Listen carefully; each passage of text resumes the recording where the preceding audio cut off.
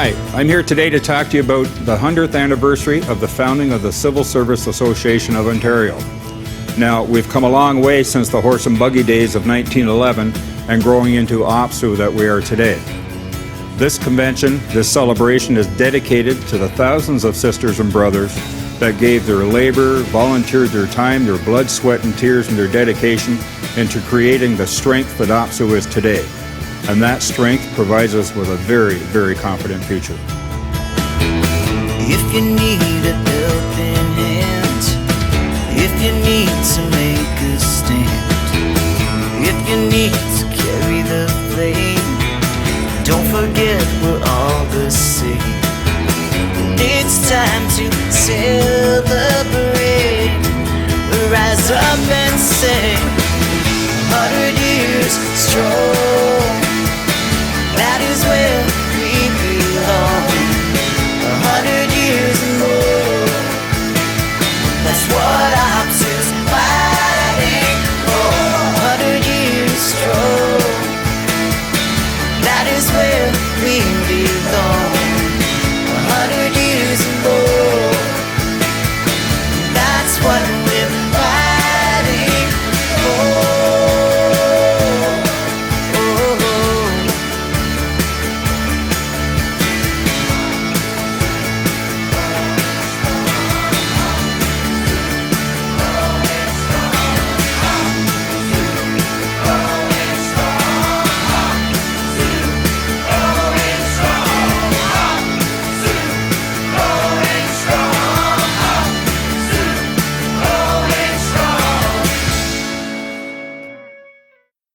It was an April evening in 1911 when 200 provincial government workers met to form what was to become the Civil Service Association of Ontario.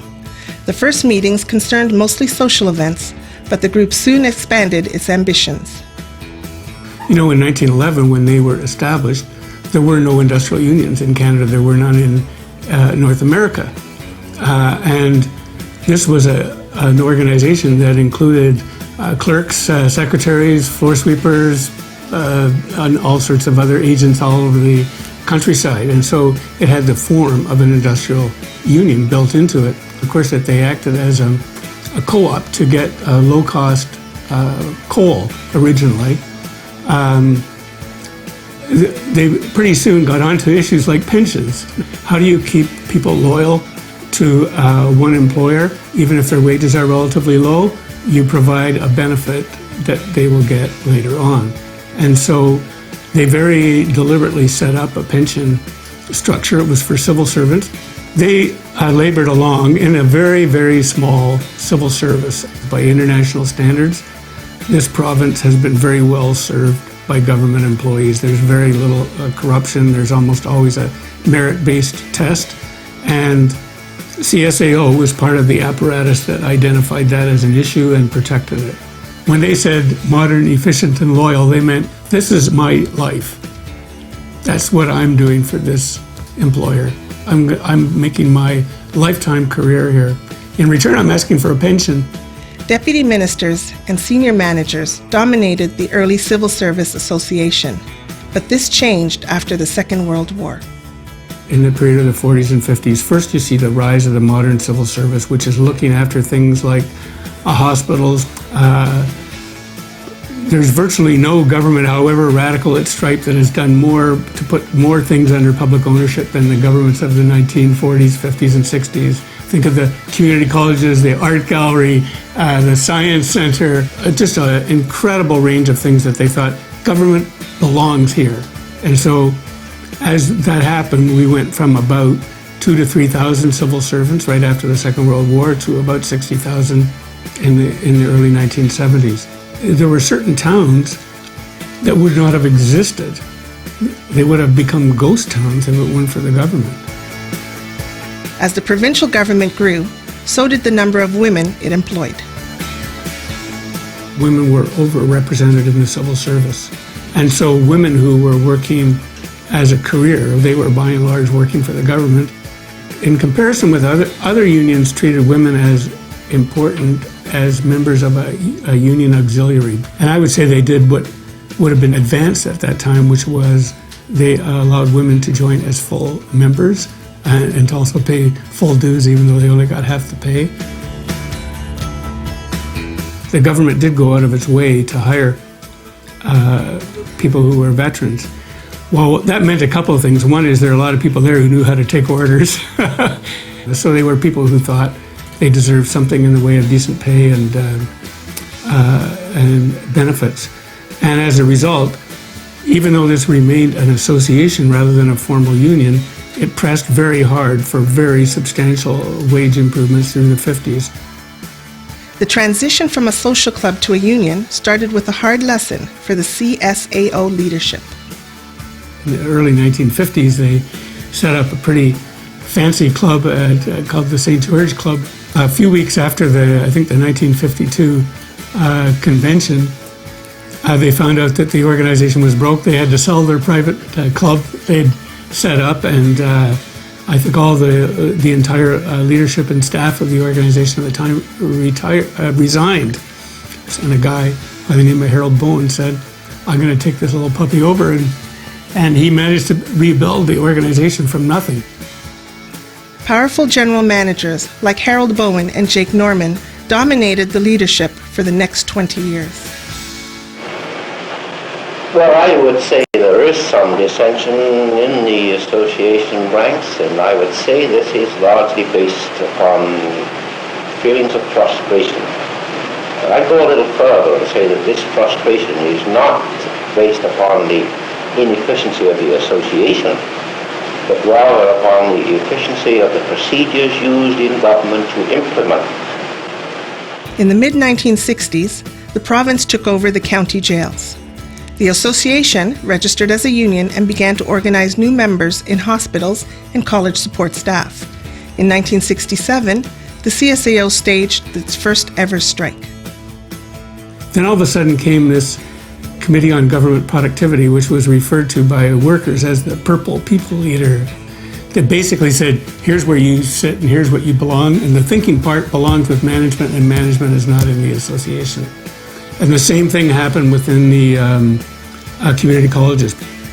This was the slogan of a campaign by the CSAO to force changes in SECTA, the Crown Employees Collective Bargaining Act.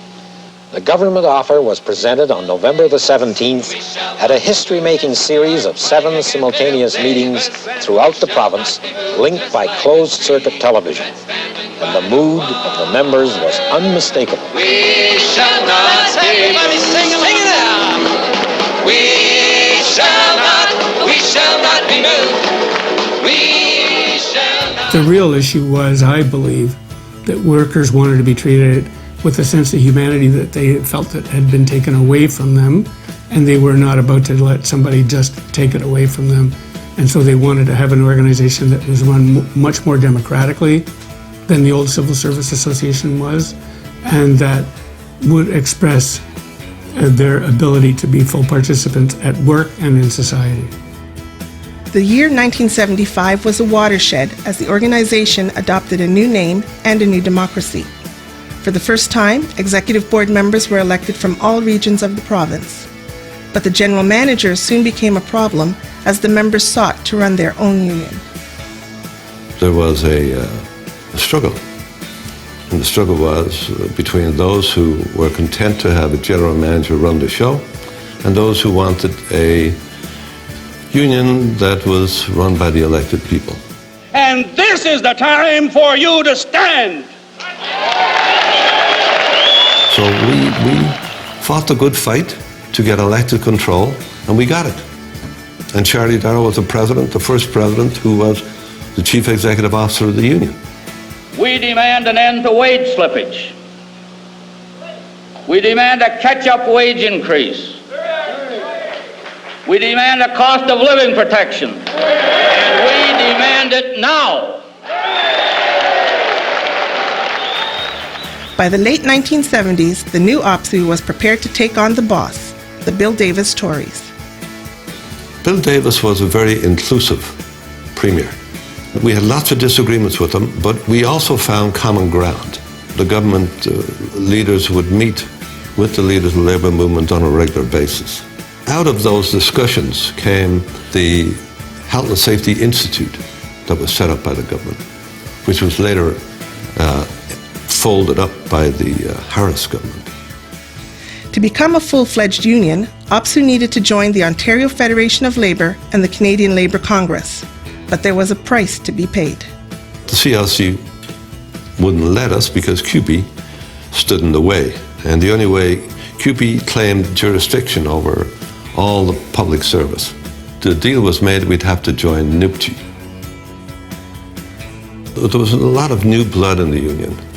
The Cat Support was the first group that showed their energy and enthusiasm and the determination to fight for their rights.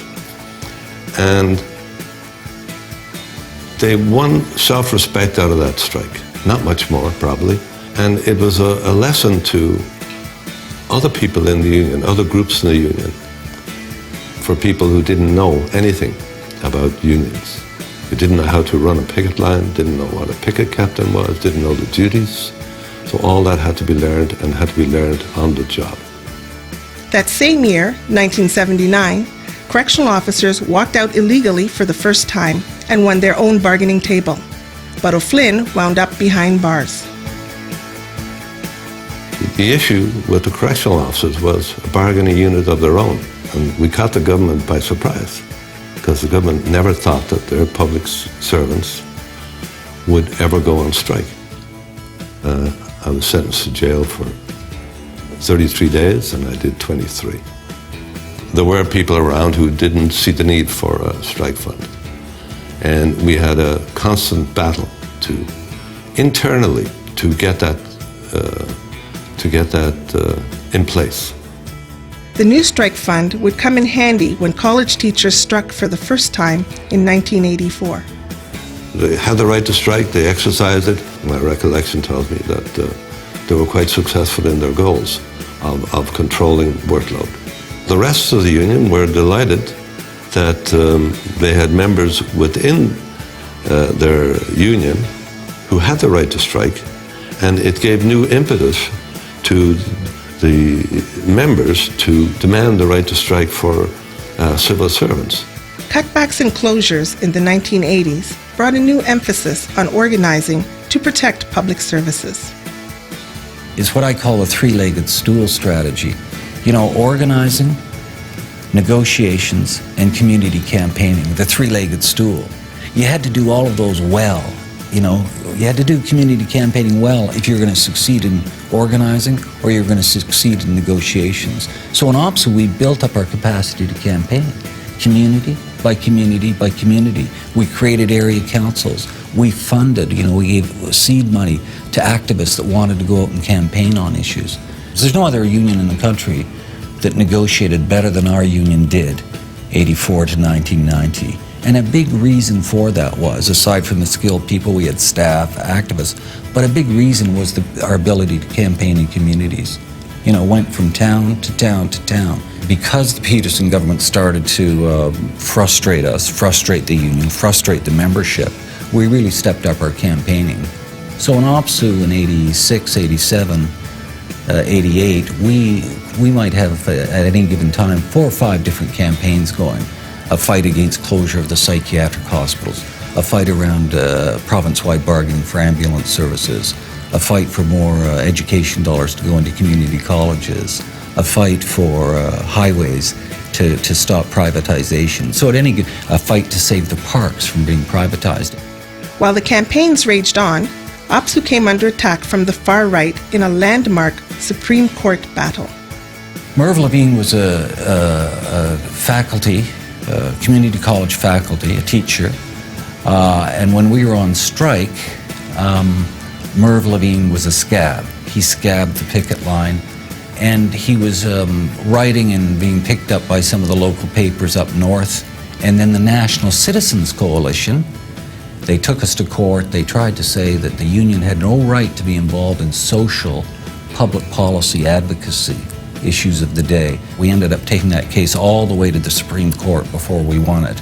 In 1989 at the convention, when we passed a policy paper unanimously, it was called Peace, Environment, Poverty, the PEP program. We were actually the first union that drew attention to global warming. And Stanley Knowles is one of the unsung heroes, I think, in Canadian history. One of our finest parliamentarians, and a parliamentarian that understood that you had to stay on an issue and stay on an issue and fight for an issue. You really had to persevere. So in '89, we named the award after Stanley Knowles. He was the first recipient. And of course, Nelson Mandela, OPSEU, played a huge role in the late '80s in the fight back against apartheid in South Africa. Like the CSAO before it, OPSEU turned its attention to pensions, but this time for control of the members' money. We decided that we'd go campaigning on pensions.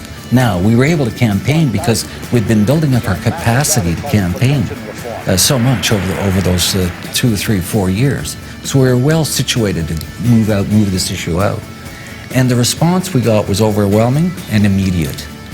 So much so that over the course of a couple of years, we were sitting down at the table with the government. We actually had a deal in hand late in my term, but we walked away because the government was demanding too much for the joint administration of the pension plan that we were seeking. Once the NDP came in and we were able to negotiate the pension plan, the most important thing was that we have joint trusteeship of the pension. Now we have a pension plan that's worth billions of dollars. OPSEU has had an ongoing commitment to social justice and human rights. The union established provincial committees representing women, rights-seeking groups, younger workers, and retired members. The Ontario Federation of Labour did a survey and declared that out of all the top unions in Ontario, that OPSEU was by far the #1 union in the province when it came to equity issues. Because I was the first and only black leader of a major union at the time, Jesse Jackson singled me out to have breakfast with him prior to the rest of the labor leaders in Canada meeting with the labor leaders in the States. I can recall how we used to consider ourselves a second-class union because we didn't have the right to strike. And so we fought to become a full-fledged union by getting the right to strike. And I can recall standing on stage at a convention saying to our people that the day will come when you'll look back at today and say these were the better days for OPSEU. OPSEU's good relations with the Bob Rae government crashed with the social contract. That was quite a historical time, let me tell you, because when the news broke that we were going to have what we now know as the social contract days, it hit the labor movement by shock. I had established with the premier of the day, Bob Rae, that what they were interested in was money. If they could save money, then we could save jobs. And I have members even today that come to me and say they would take the social contract any day over what Mike Harris did to them. OPSEU really met the challenge of the Mike Harris government. The OPS had just gotten the right to strike, and they took him on. I'm actually grateful that we didn't settle the contract when the NDP government was still in power, because it allowed us to get language in the collective agreement which saved thousands and thousands of jobs and cost the government, taxpayer dollars unfortunately, but cost the government millions, just to try and make things smaller in the government. And of course we saw the results of that with Walkerton. No justice! No peace! No justice! No peace! No justice! No peace!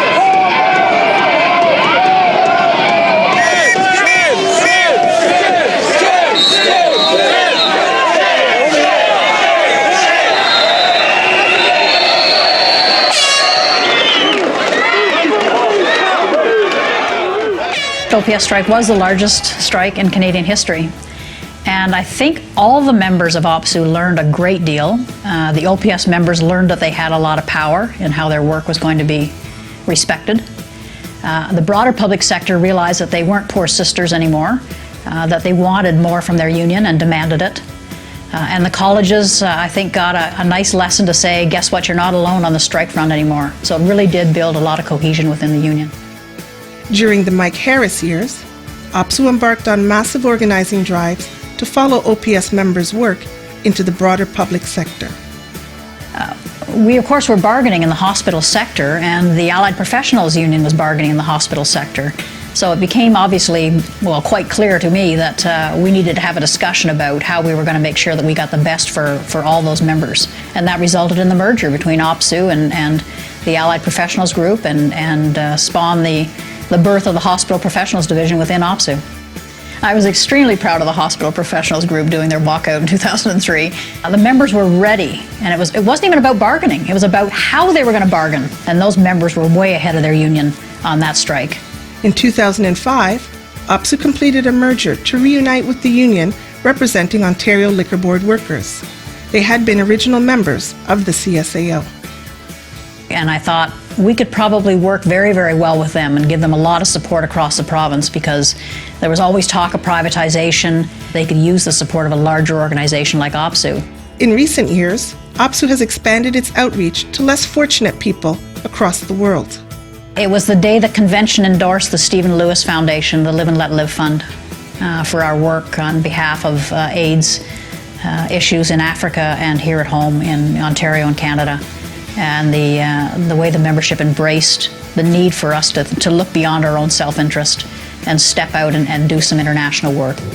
OPSEU was the first union to give money to the anti-apartheid movement in South Africa, and I was at that convention, and the motion that was passed, as much as it takes for as long as it takes. And I think that's when OPSEU really started to get involved in reaching out on social justice and humanitarian issues.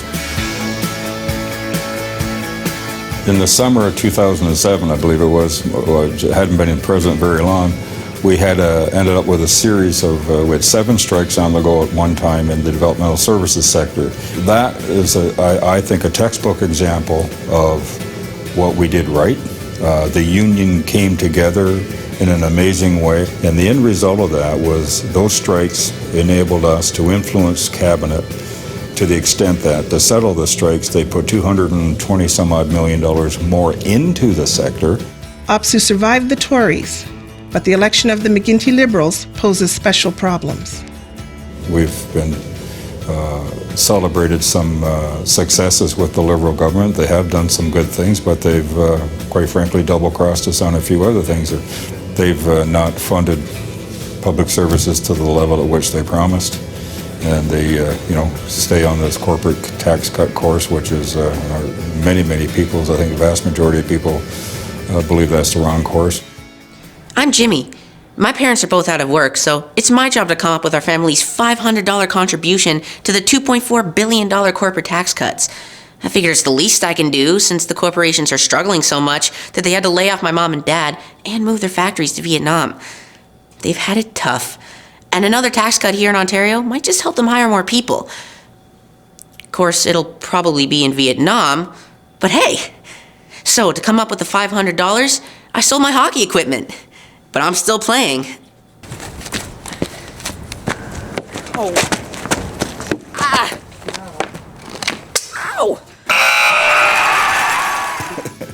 As we move into our second century as a union, a lot of our challenges are the same today as they were 100 years ago, 50 years ago, 25 years ago.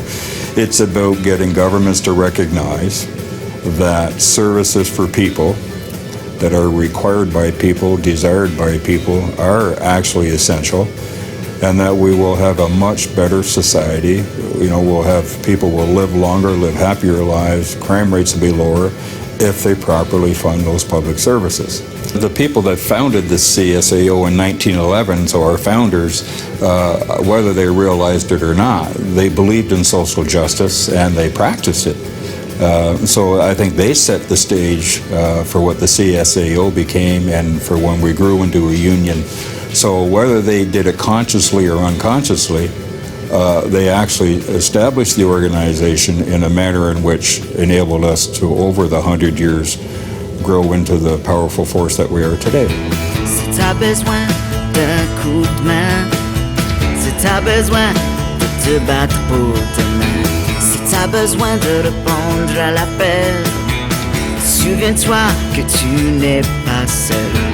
C'est le temps de célébrer. Lève-toi et chante. Ça fait déjà 100 ans et tout ça nous appartient. Ça fait 100 ans et plus que c'est pour se battre pour toi.